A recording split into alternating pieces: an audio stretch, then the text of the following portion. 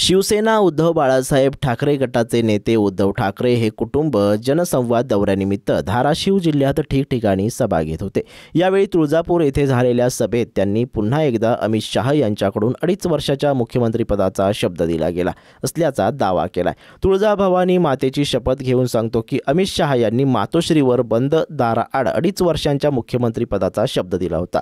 उद्धव ठाकरेंच्या या दाव्यानंतर भाजपाचे नेते आणि केंद्रीय रेल्वे राज्यमंत्री रावसाहेब दानवे यांनी प्रतिक्रिया दिली आहे। नाशिक येथे पत्रकारांशी बोलत असताना दानवे यांनी त्या दिवशी मातोश्रीवर काय काय घडलं याचं सविस्तरपणे वर्णनच केलं। आतापर्यंत भाजपाचे नेते आणि खुद्द अमित शहा बंद दाराआड चर्चा झाली नसल्याचे सांगत होते, मात्र दानवे यांनी त्या दिवशी प्रसंग सविस्तर सांगितला। पत्रकारांना माहिती देताना दानवे म्हणाले, ज्यावेळी जागा वाटपाची चर्चा झाली त्यावेळी मी भाजपाचा प्रदेशाध्यक्ष होतो। त्या चर्चेसाठी अमित शहा यांच्यासह मी देवेंद्र फडणवीस, चंद्रकांत पाटील मातोश्रीवर गेलो होतो। शिवसेनेचे काही पदाधिकारी चर्चेसाठी त्या ठिकाणी आले होते। मातोश्रीवर चर्चा आणि चहा पाणी झाल्यानंतर उद्धव ठाकरे सहजपणे अमित शहा यांना म्हणाले की आपण जरा आत बसू। ते आत गेले आणि 20 मिनिटं चर्चा केली। त्यानंतर बाहेर आल्यावर ते एवढंच म्हणाले की आमचं ठरलं आहे, आपण आता पत्रकार परिषद घेऊ। पत्रकार परिषदेत कुणी किती जागा लढवायच्या तसेच लोकसभा आणि विधानसभेत आमची युती राहणार एवढंच बोलायचं ठरलं होतं।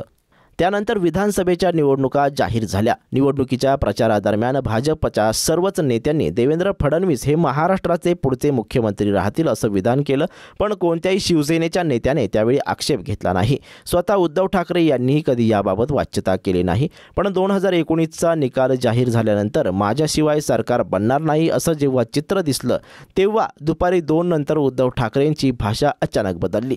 त्याच्या अगोदर ते कधीही त्या पद्धतीने बोलले नव्हते।